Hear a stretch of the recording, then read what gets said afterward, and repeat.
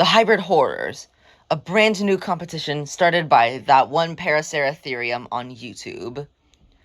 And after watching the video, I've decided that it is time for me to throw my hat into the arena. Time for the company to create a brand new hybrid. With Project and Paradox Rex 3.0 on the way, I've decided that time to make a new hybrid, like something that's not an upgrade. Time to introduce the scourge of the hybrid horrors. Hello everybody. For those of you who don't know me, I'm Inferno, and I post weekly content about like Godzilla, dinosaurs, hybrid wars, biology, science, sci-fi, Pokemon. So if you guys are into stuff like that, then make sure to like the video and subscribe to the channel. And let's get into the video. So, what are the hybrid horrors? Well, Paraseragenetic Tech created a more refined and deadlier version of the Scorpius Rex 2.0, of the Scorpius Rex. They created Scorpius Rex 2.0, called the Teratoscorpions Regina, nicknamed Hellion. And well, this guy is a menace, and the arena is going to take place inside the abandoned facility. In the genetics lab, there can sometimes be pipe leakages, leading to toxic chemicals being spewed out. Then, there's the greenery area, I think, which is filled with plants and stuff like that.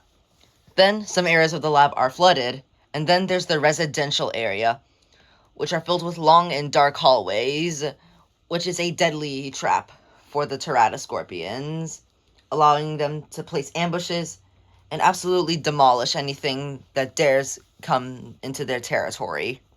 So, let's get into the video. Let's get into the genome. Now, there have been a lot of really good submissions in the hybrid horrors. There have been terror birds, there was a boar hybrid, and of course there was obviously going to be some raptors. However, I've decided to take a different route with the genome. I've decided to use the Megalania as the base. Now, why Megalania? Well, one, I am a sucker for monitor lizards, so I obviously had to choose the Megalania, which was the largest monitor lizard known to man. Then, the Megalania likely weighed around 1,390 something pounds, which is right there in the weight limit of 2,000 pounds, so I can add a few more tons. And the Megalania is just, overall, just a really good pick for the base, as it was basically just a Komodo dragon on steroids, so it would probably come with all the same features, such as it probably used its tail for combat. It also was likely venomous, probably had iron-coated teeth, and it probably had this similar intelligence to the Komodo dragon, just enhanced. So, the Megalania is the base genome. Then, to enhance the base, I've chosen the Phaseolasuchus, which gives longer legs for the hybrid, allowing this guy to make better sprints, and allowing him to run faster. Then, we have the Vampire Bat, which is one of the most vital genome contributors to this hybrid, which is the fact that the Vampire Bat will give this hybrid the ability to metabolize iron, allowing him to coat his claws and his teeth and his armor with a layer of iron, making his armor and his strikes all the more deadly. The Vampire Bat also provides some disease resistance. It also enhances hearing, which while my hybrid will not have ear cones, it will still have somewhat good hearing. This hybrid will also inherit the echolocation from the Vampire Bat, allowing him to detect prey in nearly completely pitch black, dark ambient areas, which is perfect for the residential area of the hybrid horrors. And that is what the Vampire Bat provides. Then, next up, we have one of the most important genome contributors, which is the banded sea crate. Now, what is this sea snake? have anything to do with this hybrid? And well, one, it adds the ability to breathe through its skin. Now, let me explain, because this is one of the most vital parts of this hybrid. So, you see, sea kraits have the ability to absorb oxygen through their skin because they are aquatic snakes. So they need to have some sort of adaptation to allow them to stay underwater for longer. What will this do for my hybrid? Well, in case of pipe leakages leading to toxic chemicals being spewed, this hybrid will be able to close off its nostrils and be able to breathe through its skin or absorb oxygen through its skin to allow them to resist the toxic chemicals. Now, while some toxic chemicals may be inhaled through the skin, sea kraits actually have a special ability that allows them to deal with those harmful toxins, those harmful chemicals. So, if the sea krait can absorb oxygen underwater, then the sea krait can 100% absorb oxygen above water, which is kind of obvious because, land has 1 billion times more oxygen than water. So the sea krait is one of the most vital genome contributors. Then, next up, we have the plumed basilisk, which is mainly here for style points, but also adds some pretty important stuff, which is its sail and its tail rudder. Now, as I mentioned before, some areas of the abandoned laboratory are flooded, so this hybrid needs to be able to swim adeptly, to be an adept swimmer. So, the plume basilisk is perfect, because that tail rudder and that sail will act, the tail rudder will act as extra propulsion when swimming in water, and that spinal, that sail thingy, whatever it's called, but whatever, will not only add thermal regulation, but will also add as an extra rudder, allowing him to make sharper turns, when swimming. And the plumed basilisk, and this sail will also just make him appear larger, allowing him to scare off any opponents. Then, again, another monitor lizard, that is the Komodo dragon, my personal favorite animal of all time. Now, what does this dragon provide to the genome? Now, the Komodo dragon provides the venom, which, just in case the Megalania didn't have venom, then the Komodo dragon would have provided that. The dragon also provides iron-coated teeth, again, just in case the Megalania didn't have it. The Komodo dragon will also provide its intelligence, which Komodo dragons are actually very intelligent, believe it or not, capable of facial recognition. They have extreme patience, capable of waiting in the same spot for prey to pass by. This hybrid will also inherit some of its hunting tactics, which is to be an ambush predator. Now, another thing that the Komodo dragon adds for the hybrid is the way it kills. Now, yes, sometimes Komodo dragons just, do kill their prey outright, quick and painless. Sometimes, and the way this hybrid will most of the time kill, which is swallowing you whole while you're still alive. Because, sometimes Komodo dragons, their venom has the ability to paralyze, so the Komodo dragons will sometimes swallow their prey whole while they're still alive. They are still awake to witness everything going down the throat and into the stomach. They are all still alive for that, which adds to the fear factor of this hybrid. And sometimes Komodo dragons will actually eat their prey from the inside out, while again they are still alive to witness everything. So not only does the Komodo dragon add beneficial physical traits, it also adds to the fear factor that any hybrid that faces this thing will face. Now, next up, to enhance the bite even more, we have the Adelie penguin. Now, I know what you guys are thinking. Why the Adelie penguin? Look at this cutie. What could he possibly provide to a massive lizard like this? Well, the Adelie penguin actually provides the bite. Now, that may seem confusing, but look at this image right here. Yeah, terrifying. Adelie penguins, along with many other penguin species, have extra teeth pointed backwards on the roof of their mouth and on their tongue. The way they use their tongue is by basically like scratching it on the flesh of their prey, pulling flesh in. And the roof of the mouth, which also has pointed backwards teeth, will ensure that anything that gets caught in the hybrid's mouth will stay in the hybrid's mouth. And if you try to pull yourself free from this hybrid, you are basically asking for a ripped out throat. So yeah, not only does this add to the fear factor, but it also gives this hybrid a beneficial trait. Now, while adding the Adelie penguin tongue, we'll get rid of the Komodo dragon sense of smell.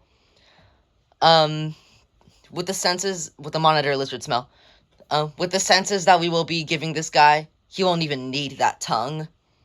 So the Adelie penguin tongue has replaced the regular monitor lizard tongue for the fear factor and the extra teeth.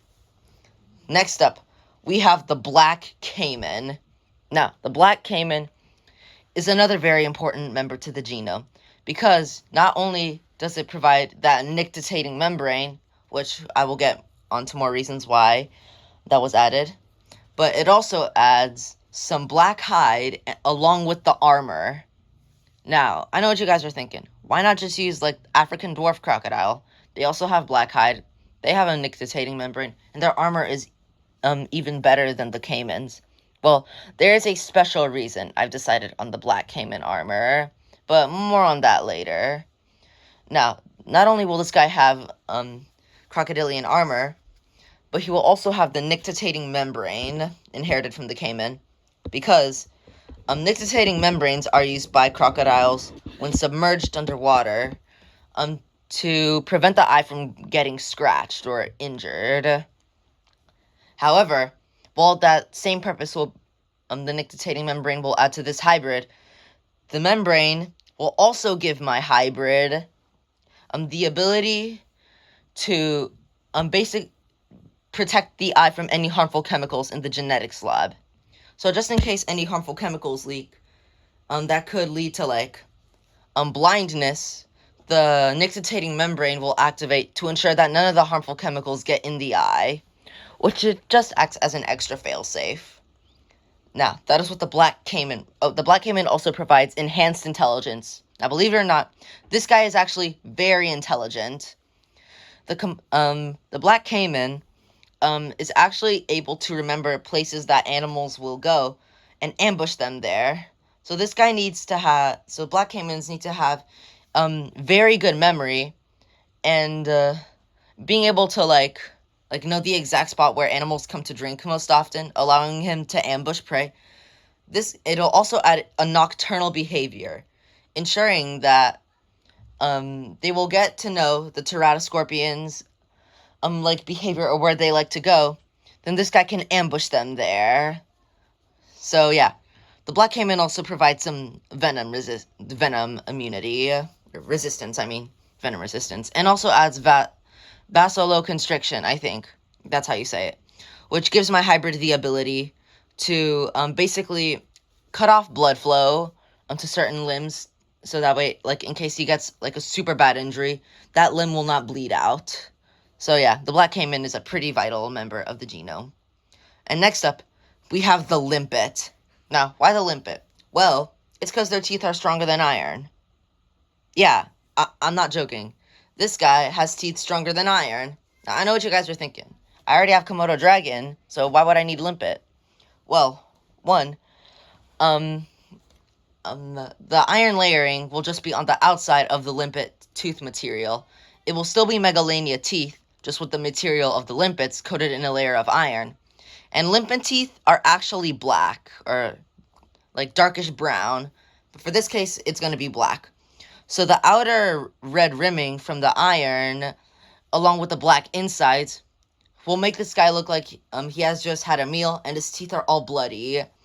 So this guy will just induce a ton of fear with his blood-looking teeth, along with his Adelie penguin extra teeth and tongue.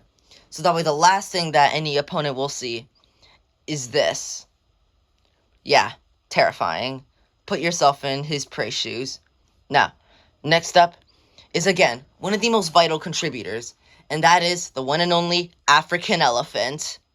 Now, the African elephant may seem like an odd genome pick for this guy, but let me explain.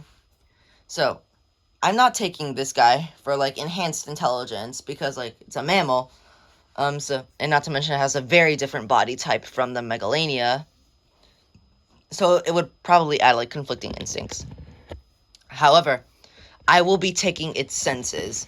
Now, for those of you who don't know, African elephants can actually detect vibrations through their feet due to special nerve endings that allow them to detect seismic waves, either allowing them to speak from far distances, so it helps in communication, but it will also allow them to detect the footsteps of any predator that tries to attack him. So not only does this guy have echolocation, but he also has the ability to sense your footsteps. So no matter what, you are most likely never going to be able to ambush this guy. So that is what the African elephant provides, the ability to detect vibrations in the ground. The African elephant also provides some foot padding to make his footsteps silent. So next up, we have the sailfish. Now, what is this fish here for the genome? And that is just to add a folding sail, a collapsible sail, to ensure that the sail and the tail rudder do not get, like, torn when in combat. But the sailfish also provides a much more beneficial factor, which is eyesight. Now, while we have the ability to detect vibrations, and we have echolocation, our vision isn't really too good. And sailfish actually have nearly 360 degrees of vision. So, the sailfish will add my hybrid the ability to see nearly on all sides. So that is a very beneficial factor. And this will be enhanced by the next genome contributor, the red-eyed tree frog. Now, not only does the red-eyed tree frog give this hybrid the red eye for fear factor, of course, it also gives my hybrid the ability to remain invisible to thermal tracking, the ability to have night vision. So yeah, not only does this guy have echolocation, he has night vision and the ability to detect seismic activity, to sense your footsteps. And he has 360-degree night vision. So no matter what, you cannot sneak up on this guy. Like, no matter what. Like, this guy is probably going to detect you first. So, next up, we have the final two contributors. The most important ones of the genome, aside from the base, of course. And that is the cane toad and the hooded pitohui. Now, what do these two provide with the genome? Provide the hybrid with? So, let's start off with the cane toad. Now, these guys are an absolute pest in Australia because they're an invasive species and because they are super toxic.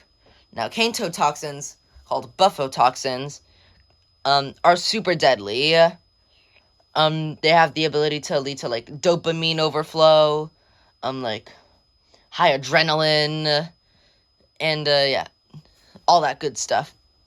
So these toxins will give my hybrid an extra edge in combat. However, there's a problem. And that is the fact that cane toad toxins are excreted through a special gland right behind their eye. Which, while yes, is pretty good, I want this hybrid to have toxins all over its body, which is where the hooded pitohui comes into play. So, the hooded pitohui is actually a toxic bird, and it has the ability to place toxins, like, on skin and feathers and quills. So the cane toad toxins will be dispersed through the entirety of the body, not just in the special gland. So the way the toxins are made comes from the cane toad. The toxins themselves also come from the cane toad, but the way that they are excreted comes from the hooded pitohui. However, We can make it deadlier. With super advanced gene editing, we can give this hybrid extra toxins on its lower part of the body. Now, no, I will not be giving this guy another new toxin without adding a new contributor. That cannot happen. However, the cane toad toxins will more so be located on the underside of this hybrid, which are the unarmored areas. Now, while there will still be toxins on the black caiman armor, the toxins will more so be located on the undersides and the less armored parts. So that way, if any hybrid wants to easily get past his armor, they will have to deal with those nasty cane toad toxins. However, if they don't want to get toxins, they will have to go through that black caiman armor, ensuring that no matter what, you are going to have a tough time with this hybrid. And now, I present to you all the scourge of the hybrid horrors, the Atroxaurus Moors, nicknamed Scourge. This guy is an absolute beast in combat. He has the ability to run, he has the ability to pull off your flesh. He can absolutely destroy you with his Komodo dragon toxins and his cane toad toxins. Which, by the way, the Komodo dragon toxins are enter through the body normally, in a normal way, like the way that the Komodo dragons do, by biting you. So yeah. His metrics. He reaches a length of up to 5 meters, a weight of up to 1,400 pounds, and a height of up to 2.3 meters at the sail. Now, this guy is an absolutely devastating hybrid, and I'm confident that he will send ripples through the Hybrid Horrors contest. Let me know what you guys think about Scourge in the comments below. By the way, this guy was meant to originally be my Mortelodon competitor before it was eventually scrapped. So with the Hybrid Horrors, I thought that it would be a pretty cool idea to bring him back. So yeah, that's a little bit of the lore on him. Scrapped hybrid, made new. So yeah, this is Scourge. Again, let me know what you think about him in the comments. Let me know if you think he's cool, and if you think he is going to absolutely dominate the competition. So yeah. That one-paracerathirum, get ready, because the Scourge is coming.